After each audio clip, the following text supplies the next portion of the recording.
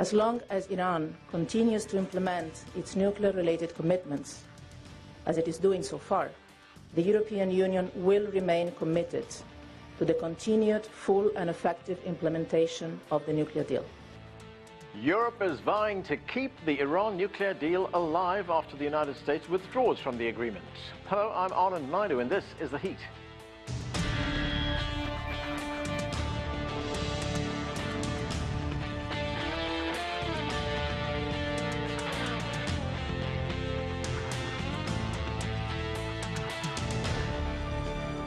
The decision by US President Donald Trump to pull the United States out of the Iran nuclear deal seems to have had the unintended consequence of rallying support for Tehran. Europe is standing behind the agreement that Mr. Trump has labeled the worst deal ever.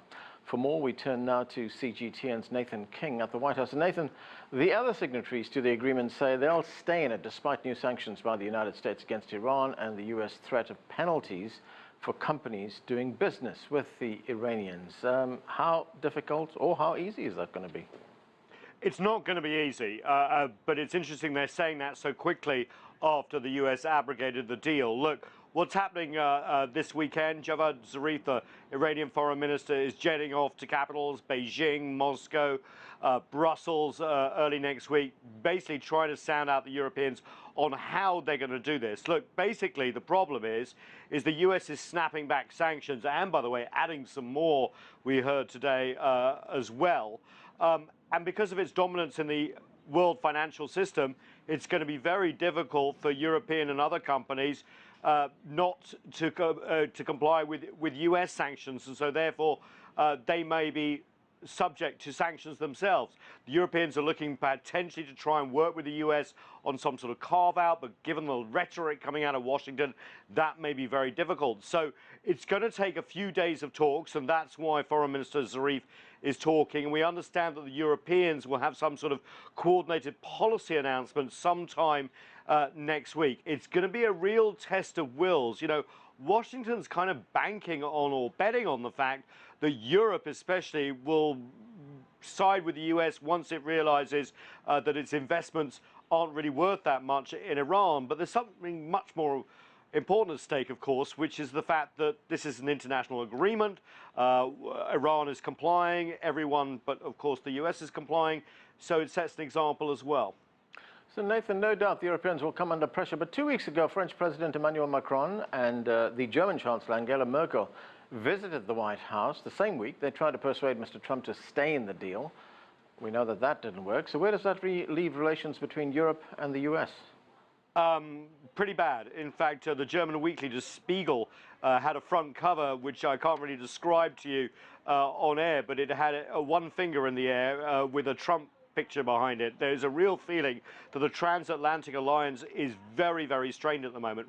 Listen, remember Macron's visit, Merkel's visit, Boris Johnson, the Foreign Secretary of the UK, all followed months of behind-the-scenes diplomacy where they were trying to get a separate deal to address US concerns about Iran's behavior in the Middle East, its ballistic missiles and other concerns, and yet that didn't get anywhere.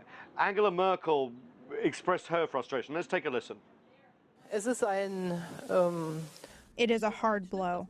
Great Britain, France, and Germany have had combinations in which Germany and France were against Great Britain and the US, or those in which a part of Europe thought this way or the other way. On this, Europe is united regarding its position. It is a serious incident, we have to admit, but still no reason to question the transatlantic partnership. And of course, you know, the Iran decision follows the US pullout of the Paris Climate Accord, the steel tariffs, which are still threatening Europe. They may be imposed. This is not a good time between traditional allies. Thanks, Nathan. That's CGTN's Nathan King from the White House. Well, to discuss the implications, we welcome here to our studio Negar Mortazavi, the Washington correspondent for Iran International. From Brussels via Skype, Pieter Cleppe is the head of the Brussels office for Open Europe. Zhang is the Washington bureau chief for Shanghai Wenhui Daily. He is also here in our studio. And from Philadelphia, the co-founder of the National Tea Party movement, Michael Johns, joins us. Thanks to all of you for being with us. Negar, let me start with you. We heard there at the beginning of the show, Federica Mogherini, the EU foreign policy chief, very clearly saying that she wants to save this deal and she wants European companies to continue doing business with Iran. We also heard from the Iranian leader, Hassan Rouhani, who says Iran will remain in the nuclear deal for now. Now the two sides there are looking for a way of saving this deal. Can it be saved? I'm not sure how much of it can be saved because the Europeans vowed to not put any of their sanctions back on Iran, which is something that President Obama was able to convince them. But when U.S. sanctions kick on the European companies, how much can Europe stand up to American sanctions besides just political statements is still a question. How can Europe protect its companies when they're going to be under the burden of U.S. sanctions and the designations that would basically leave a mark or stain on those kind of companies? The U.S. is the largest, most powerful economy in the world, so it's a difficult choice when you have to choose between this kind of economy and doing business with an economy like Iran. So how much of it can be saved is a question, and then on the other side are the Iranians who had agreed to contain their program and is basically what Europe wants them to continue. Even today, the U.S. has said that they want Iran to continue inspections, but if Iran doesn't get the economic benefits that they were hoping for, I'm not sure how that can play out for them. And Negar, what did you make of Nathan's point that at some stage the Europeans are going to do some kind of cost-benefit analysis and figure out this is costing us too much for what is a relatively small investment in Iran, and we're going to have to follow the Americans? It is a small investment compared to their economic and financial ties with the U.S. And also, let's not forget that these are private companies. European governments can't force private companies to go through this type of pressure in the U.S. sanctions. But then at the same time, it seems like the Europeans are very united. It is still a strong force. It's a united force. And I think they probably can. It's still too soon to say, but they might be able to come up with creative ways to do it. But I'm still skeptical as how much they can actually stand up to the U.S. sanctions. And it will definitely have some negative impact on the type of trade that Iranians were looking to. All right, let me bring in Michael Johns. He is in Philadelphia. And Michael, the French government says that Europe is preparing measures to nullify any steps that President Trump may take against non-U.S. companies that continue to do business with Iran. And there were some very tough words from the French economy minister. Let's listen to what he had to say. What do we want to be? Do we want to be vassals deferring with a curtsy and a bow to decisions made by the U.S. so that the U.S. becomes the world economic police? Or do we want European people to say that we have our own economic interests? We want to keep on doing business with Iran in the frame of a strategic deal which was agreed and where Iran abandons its nuclear weapons. Do we think it is the right thing to do, and are we keeping on doing business with Iran? This is the question of principle asked here. So, Michael, what do you make of the response coming from Europe? In public, I believe there's a lot of domestic political considerations that are being employed in their sort of verbal support for the agreement.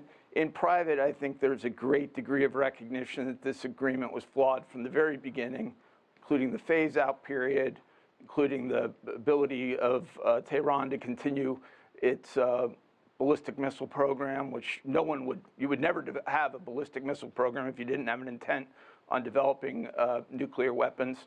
And I think, there's nothing new here either, in the sense that during the Cold War and in the periods thereafter, the U.S. has led on these issues of national security, and we have usually over time been able to convince our good allies of Europe of the case for our positions here. And particularly when you have Iran engaged in such a vast array of disruptive and terrorist activities, their presence in Syria, their support for disruption in Yemen, what they're doing with Hezbollah and Hamas, and our great concern about terrorism generally, which they share.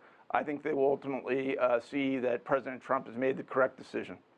But Michael, I mean, those issues that you were talking about, they were not in the agreement, the ballistic missile issues, nor Iran's activities in the region.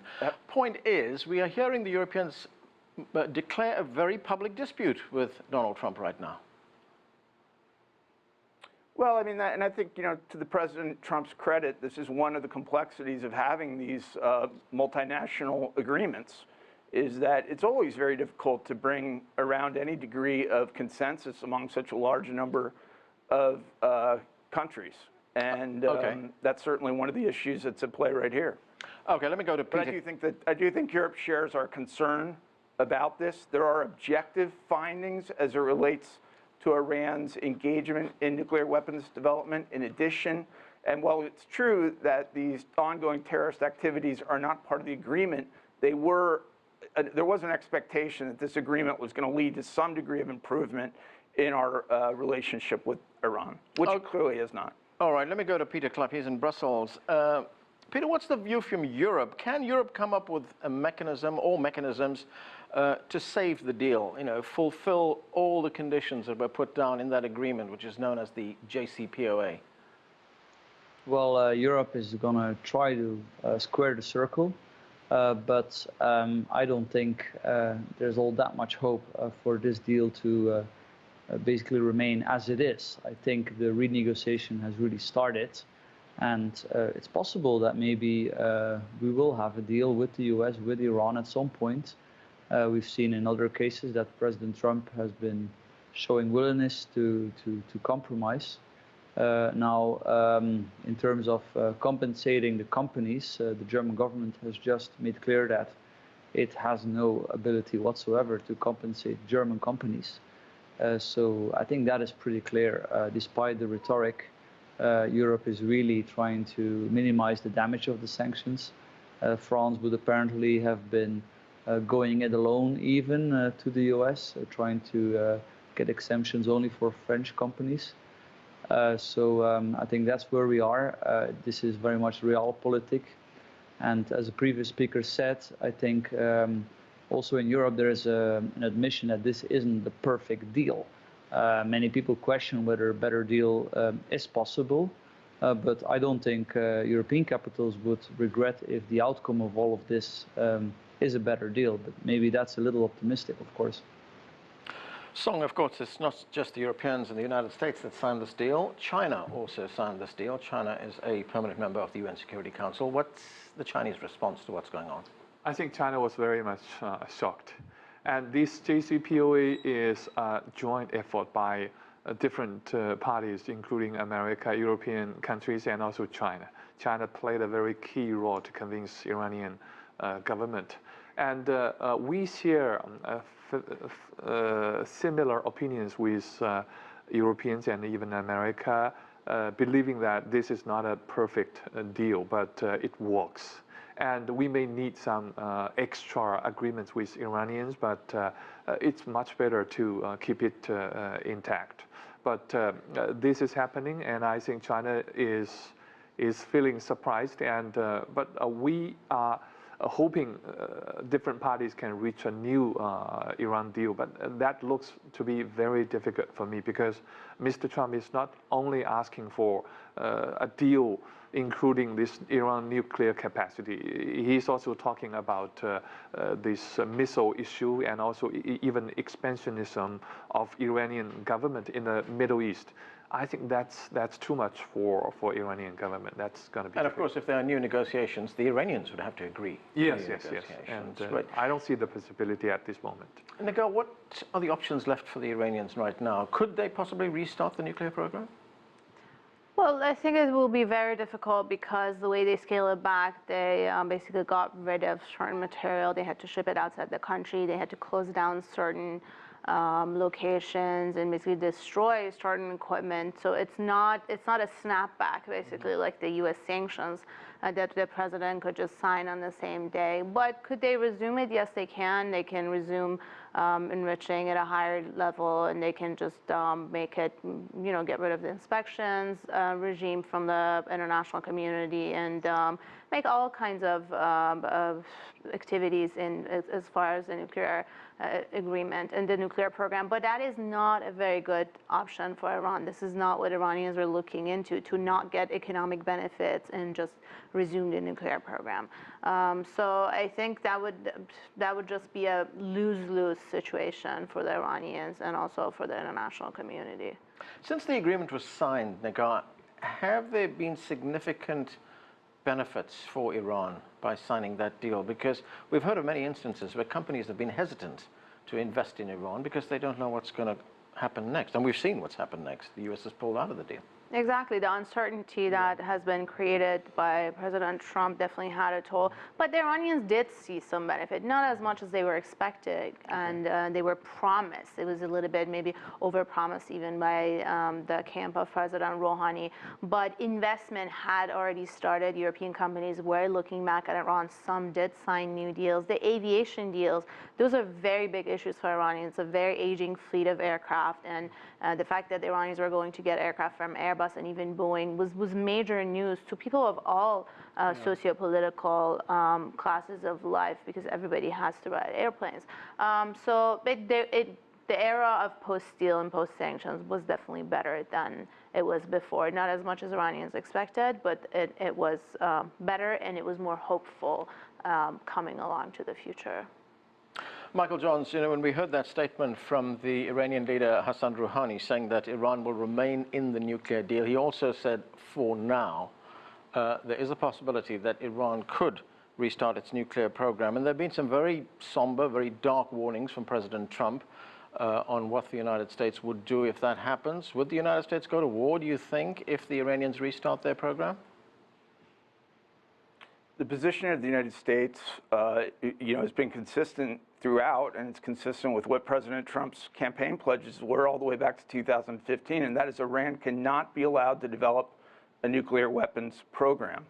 When you have an agreement, as we've had, where you have no ability for inspectors to enter military sites where those programs would logically be developed, you're forced to give weeks advance notice on the places where they do permit you to inspect it, and other flaws. It's not like we're really holding on to a lot right here. You have a regime that also, if it were in impeccable compliance, which I don't believe it is, would ultimately be positioned to develop nuclear weapons 10 years from now. That's equally unacceptable. So, and this is also one of the dilemmas, which is more of a U.S. political consideration of not having the agreement ratified. This was not a partisan issue in the United States Senate. There was no consensus for this agreement. It was flawed to the core, and President Obama could not even get his own party on board with it. So it was entered with the sign of a pen, and it's been undone with the sign of a pen. Negar, that's something that needs a bit of clarification. There have been comments, people who've criticized this agreement, who say that there were certain parts of Iran that were off limits to these inspectors, and those are the areas where these weapons can be developed, nuclear weapons, in violation of the agreement. Yet, when this agreement was signed, President Obama called it the most intrusive arms inspection regimes the world has ever seen. Not just President Obama, nuclear experts have called it the most intrusive inspection regime on any nuclear program. And there is a mechanism for the IAEA to request, if there is suspicion, to request access to any sites in Iran. And nuclear material is not like, it's not something you can just flush down the toilet a day or day after. So for Iran to hide its nuclear activity, the way it's, I think, portrayed for political reasons here by the administration is not going to be that easy as according to nuclear experts, and this is the most rigorous inspections regime. There's cameras everywhere. There's inspectors going in and out. So I think it's more of a political reason for President Trump rather than a security concern, because this deal was working. It was going to work for the next 7, 8, 10 years. Why unravel it now, something that's working for the fear of the next decade that something might come after? Pieter, the German Chancellor Angela Merkel, she's been talking about the U.S. withdrawal from this agreement. Let's listen to part of what she had to say. I agree that there are a lot of other worrying issues to talk about when it comes to Iran. The fight with Israel, the ballistic missile program, Iran's role in Syria, all correct. However, I think it is not correct to pull out of a deal that has been agreed on, that has been voted for unanimously in the UN Security Council. That hurts the trust in the international order. So, Pieter, what impact will President Trump's actions have on cross-Atlantic relations? And has there been an erosion of trust here, something that may be irreversible at some point? I think that's a little exaggerated. I think you hear a lot of crocodile tears. I mean, in all fairness, it's not exactly a secret that Trump was gonna do what he has done. He has been very clear in his campaign, and ultimately he has pulled the plug. You could argue that maybe Obama indeed has been a little too quick, not taking into account that this deal wouldn't pass the U.S. Senate, for example. If you look into the deal, there seems to be a lot of contradiction among experts to what extent this actually stops Iran from developing a nuclear weapon. Some people have claimed that the time to develop it has actually been dropped from 3 months to 1 day. So this is definitely not as accepted wisdom. Right. That this deal was so great, even if you only look at the nuclear capability aspect.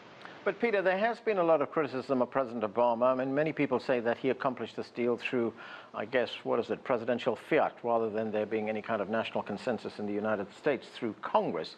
But we did have a situation, would you agree, that was better after that agreement was signed than it was before? Well, I think it's obviously a great idea to try to trade with Iran, same as the US has traded with China, and this has greatly benefited both China and the West. So ideally, we should indeed achieve the same with Iran. I don't believe sanctions are a good idea to deliver regime change in Iran. It's a very problematic regime there, of course, but I don't think sanctions will do anything to deal with that. But of course, the sanctions that are put in place, again, are not there to deliver regime change. They are there to force Iran to make more concessions, basically, not to develop a nuclear weapon. And indeed, if Iran is honest that it really does not want a nuclear weapon, why does it indeed need these phase-outs? Why after 10 years do the terms then lapse? So that's something to ponder, I think. Zhang, there was an interesting report carried by the Reuters news agency that we saw earlier on today. It said that China's state-owned energy company, CNPC, said that it's ready to take over Total's stake in a major gas project in Iran if the French company pulls out. Total is a major French energy company. What do you know about that? I don't know whether this is a fake news, but it will not be wise if CNPC really wants to do that, because you have only two choices if you want to do business with Iranians. One is that you have to delink your business with America.